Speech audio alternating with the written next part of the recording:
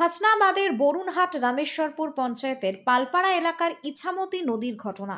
এখানে ইছামতি নদীর একদিকে ভারত, অন্যদিকে বাংলাদেশ। এখানে ইছামতি নদীর বাঁধেই ধস নেমেছে। ধস নেবে বাঁধার 1 থেকে 1.5 ফুট বেঁচে আছে।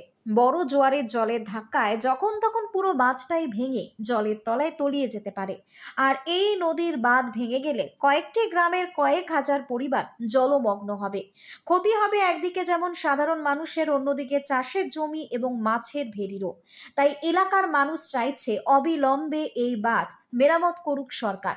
এই বিষয়ে বরুণহাট রামেশ্বরপুর পঞ্চায়েতের প্রধান আবুল কালাম বলেন, নদীর বাঁধে 2 জায়গায় ধস নেমেছে। আমরা ইরিগেশন দপ্তরকে জানিয়েছিলাম। ইরিগেশন দপ্তর খুব দ্রুত ওই বাঁধ মেরামতের কাজ শুরু করবে। এই গোটা বিষয় সম্পর্কে গ্রামবাসী সুমিত্রা পাল কি জানিয়েছেন শুনবো।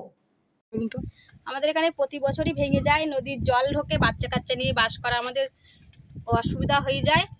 যে কোনো মুহূর্তে ঘর বাড়ি আমাদের ভেসে যেতে পারে। নদীর ধারে বাস করি আমরা এবং ঘরের ভিতরেও জল ঢুকে যায়। নদীর এই বাঁধ তাড়াতাড়ি মেরামত না করলে আমরা এখানে বাচ্চা কাচ্চা নিয়ে থাকবো কিভাবে? আমাদের এখানে সমস্যা, আমাদের এখানে নদীর ধারে বাস করতে হয় ছেলেপিলে নিয়ে। আর এখানে প্রত্যেক বছরই এরকমই ভাঙে। এরা না ঠিক করতে পারলে আমরা ছেলেপিলে নিয়ে খুব সমস্যার মধ্যে থাকে। যত তাড়াতাড়ি পারে তত তাড়াতাড়ি ঠিক করে দেওয়া ভালো।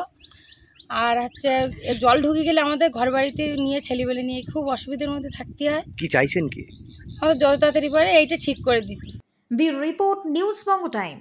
এই খবরটি নিবেদন করছে স্বামী বিবেকানন্দ ইউনিভার্সিটি, আপনার সন্তানের স্বপ্নের ভবিষ্যৎ গড়ে তোলার একমাত্র সঠিক ঠিকানা।